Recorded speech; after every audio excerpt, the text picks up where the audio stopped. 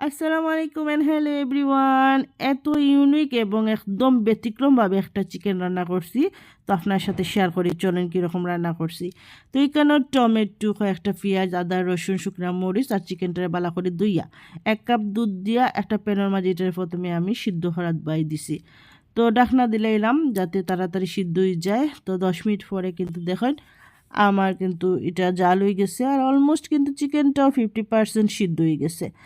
তো চিকেনটারে আগে কান থেকে নামাই দিমু, এর থেকে বেশি চিকেনটারে আর সিদ্ধ করতাম না, নাইলে আর চিকেনটারে খুঁজেও পাওয়া যেত না। চিকেনটা নামাই দিমু খুব তাড়াতাড়ি, কারণ আমি ছোটো ছোটো পিস করিয়া চিকেনটারে দিছি, আপনারা চাইলে বড় বড় করে পিস করিয়া দিতে পারেন। চিকেনটা নামাইয়া রাখি দিছি, আর এখানে টমেটো, পেঁয়াজ, আদা, রসুন, শুকনো মরিচগুলো এখন নামাই দিব। নামাইয়া ঠান্ডা করিয়া কিন্তু এটা একটা ব্লেন্ডার নিরাম গিয়া, অবশ্যই ব্লেন্ড করার আগে এগুলো একটু ঠান্ডা করে লইবা। সব কিছু আমি ব্লেন্ডার নিছি গি, এখন এখানে মাঝে দিলাম আমি দারচিনি, এলাচি, গোলমরিচ ওগুলা দিলাইলাম, আর দিলাইলাম 2 টেবিল পরিমাণ চামচ আস্তা জিরা। সবটা একসাথে কিন্তু ব্লেন্ড করবো, আর এখানে সামান্য একটু পানি দিলাম যাতে ব্লেন্ডটা করতে একটু সুবিধা হয়।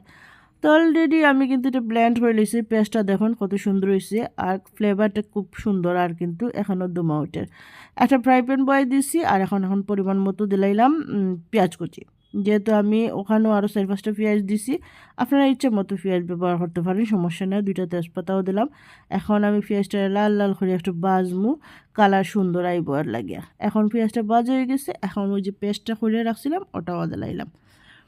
তো পেস্টটা দেওয়ার পরে পেঁয়াজের সাথে কিন্তু পেস্টটা ভালো করে নাড়াচাড়া করমু, খুব সুন্দর কিন্তু কালার আইছে।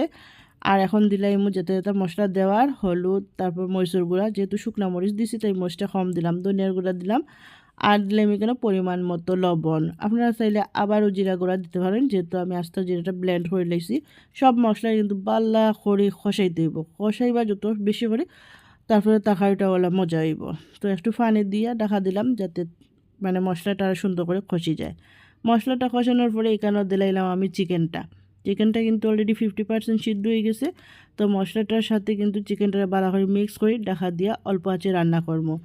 তো 10-15 মিনিট পরে দেখুন চিকেনটাই কিন্তু এখনও পানি বাড়াইছে, আর কালারটা কত সুন্দর আইছে। এখন আমি এখানের মাঝে আস্তে কয়েকটা কাঁচামরিচ দিলাইমু যাতে একটা ফ্লেভার আয়। ডাকিয়া দিয়ে কিন্তু নামাই দিছি অলরেডি। দেখা তো চিকেনটা কত সুন্দর হয়েছে, আর এটা কিন্তু রুটি দিয়েও খাইবা, ভাত দিয়েও খাইবা, মজা লাগবো।